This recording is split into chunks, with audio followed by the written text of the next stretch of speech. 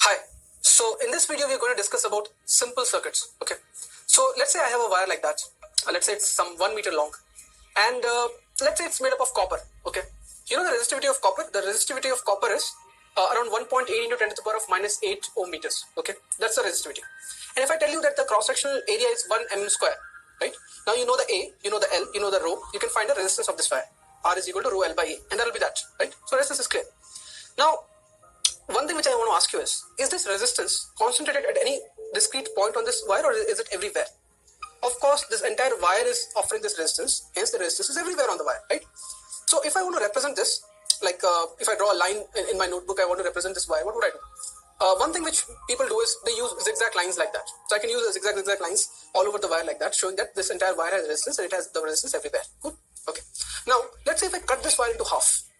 First thing, what will happen to the resistance? Resistance will become half and half, right? Because resistance is directly proportional to length, and if you cut the length into half, the resistance will become half. So whatever resistance we got before, both the wires will have half and half of that resistance, right? Cool. Now, the next thing is we'll attach a bulb in between the two wires. So attach a bulb like that, and then take the other two ends of this wires and connect it to a battery. Okay. There, of course, will be a current. Now, this is how it will look. But when I want to draw this in my notebook, when I want to represent this in an examination or anything if I want to do, representing resistance like that by those zigzag lines all over the wire becomes really tedious. Okay, and let's say it's a 1 meter wire. Of course, won't draw a 1 meter wire in my notebook. I'll draw a representation. So what we're trying to do here is we're trying to find an easy way to diagrammatically represent a circuit, right? So that we can very easily draw it. So first thing what we do is we just represent resistance by zigzag line like that. Okay, so I'll draw a wire in that way, and there'll be a zigzag line. It will show that this wire has this particular resistance.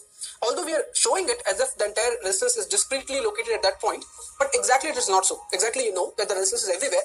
Just for the sake of representation, we represent the resistance to be concentrated at this point or anywhere on this wire by those zigzag lines. Okay.